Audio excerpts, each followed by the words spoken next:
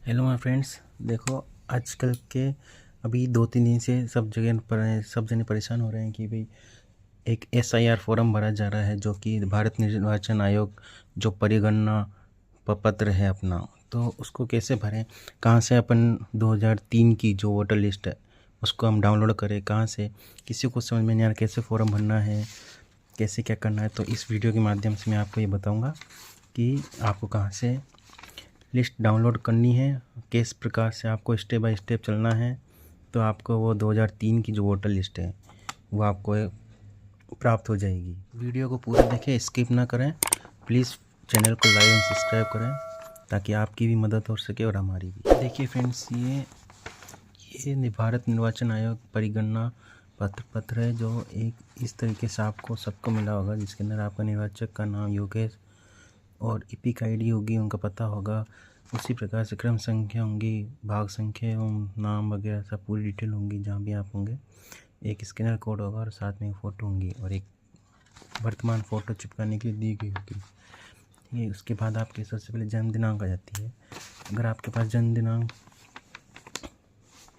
है तो फिर आपको ऐसे भरना है, जैसे इसको बड़े अक्षरों में भरना है, जैसे 21 और आगे जो भी है मंथ, तो उसके बाद जो भी ये आएगा ईयर, जो भी है आपका वो लिखना है। फिर उसके बाद में आधार संख्या दे रखा है। आधार संख्या आपको जो भी आपकी है आधार संख्या है उसकी डिटेल यहाँ भरनी है।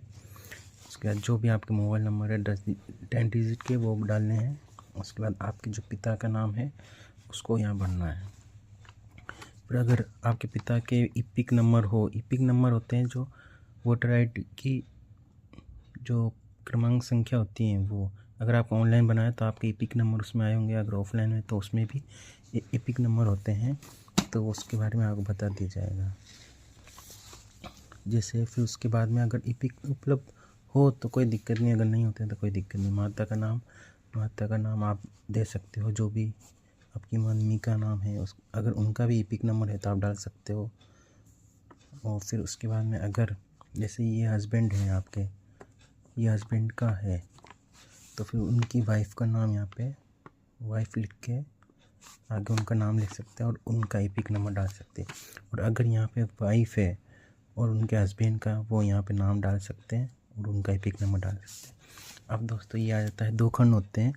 पहले या तो फर्स्ट खंड, सेकंड खंड और 3 खंड। जिस जो 2000 सन 3 से वोट दे चुके हैं, 2003 में वोट दिया है और 25 में वापस, जैसे जिसने 2003 में वोट दिया है उसको इस डिटेल में भरना, और जिसने 2003 में वोट नहीं दिया है, मतलब उस टाइम उनका नाम नहीं था और अब वो देंगे, तो उनको तीसरे वाले बॉक्स में भरना है।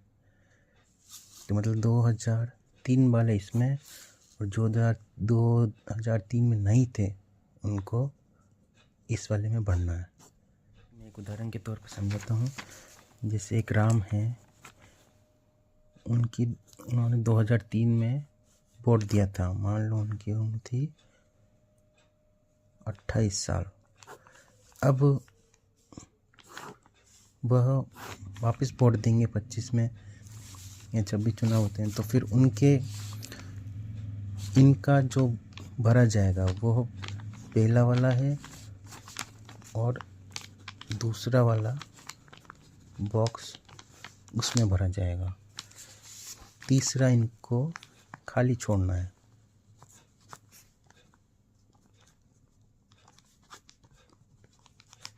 ठीक है फ्रेंड्स। उसके बाद में अगर जैसे श्याम है, श्याम ने 2003 में वोट नहीं दिया और वह 18 साल के जो भी है वो बाद में होते हैं, तो फिर उनको पहला भरना है, दूसरा बॉक्स नहीं भरना है और तीसरा भरना है। दूसरा बॉक्स उनको खाली छोड़ना है।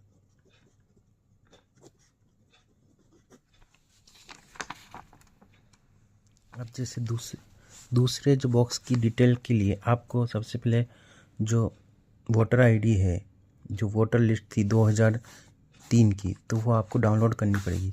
वो डाउनलोड करने के बाद ही आप ये सब निर्वाचन सभा क्षेत्र की जो भी हैं नाम, उनकी निर्वाचन क्षेत्र की संख्या, भाग संख्या, क्रम संख्या, वो आप यहाँ पे लिख पाएंगे। बाकी आपको नहीं मिल पाएगा। और अगर ये चीज़ आप खाली छोड़ते हो तो फॉर्म सबमिट नहीं होगा। तो इसलिए सबसे पहले आपको 2003 की जो वोटर लिस्ट है वो आपको पहले ढूंढनी है। तो उसको डाउनलोड करने के लिए मैं आपको एक तरीका बताता हूँ, सबसे अच्छा है और इजी है। उसके स्टेप बाय स्टेप आप चलोगे तो आराम से उसको आप डाउनलोड कर पाओगे। जैसे कि मैंने देखो ये बता रखा है 2003 वोटर लिस्ट डाउनलोड का है, जो मैप मैंने बनाया खुद ने। उसके बाद गूगल सर्च पे जाना है आपको। गूगल सर्च पे आप जाओगे, उसके बाद वोटर सर्विस पोर्टल लिखना है इस पर आपको। जैसे पोर्टल सर्विस के अंदर सर्विस का ऑप्शन आएगा इधर साइड में। उस सर्विस के ऑप्शन के अंदर जो बॉक्स बने होंगे दो, जो फॉर्म, एक फिलअप फॉर्म होगा, फिलअप फॉर्म के नीचे का जो ऑप्शन आएगा search your name in last SIR, जिस उस पर आप क्लिक करोगे तो उसके बाद नेक्स्ट पेज खुलेगा ये कि चूज़ स्टेट। जैसे आप स्टेट चूज़ करोगे, जैसे राजस्थान है आपका, यूपी है, बिहार, झारखंड जो भी है, आप जैसे आप सर्च करोगे उसके बाद डिस्ट्रिक्ट लेवल, उसके अंदर आपको डिस्ट्रिक्ट सर्च करना है। डिस्ट्रिक्ट जैसे आप चूज़ करोगे उसके बाद वहाँ पे ही 4 ऑप्शन आ जाते हैं।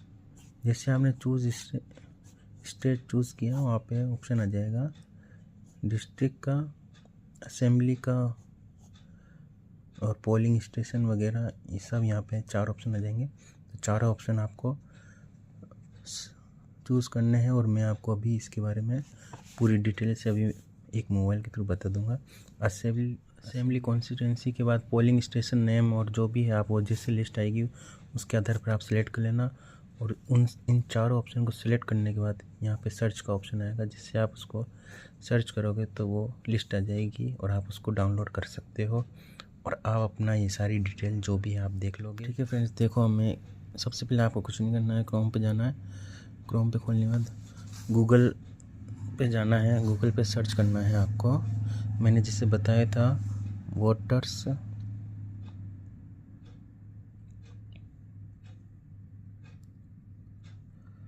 सर्विस पोर्टल,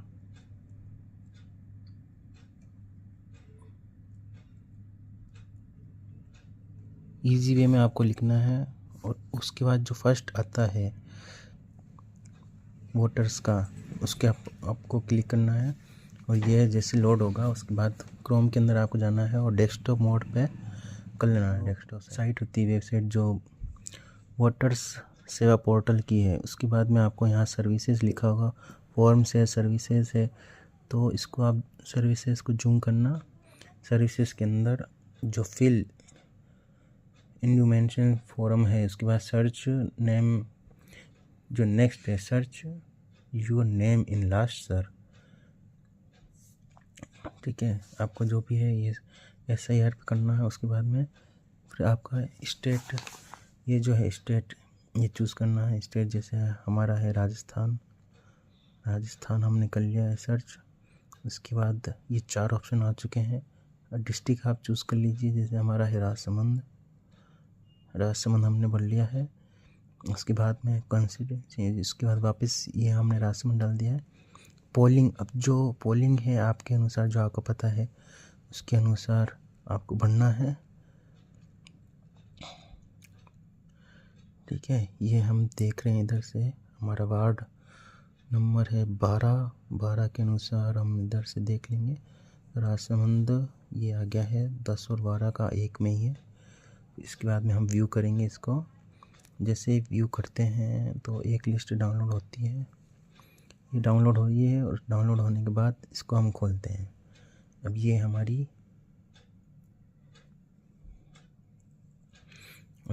राज्य कोड, ठीक है, ये हमारा राज्य का कोड हो गया S20 राजस्थान, विधानसभा क्षेत्र की संख्या एवं 40 राजसमंद, भाग संख्या जो हमारा है 79, राजसमंद वार्ड संख्या 10 और 12।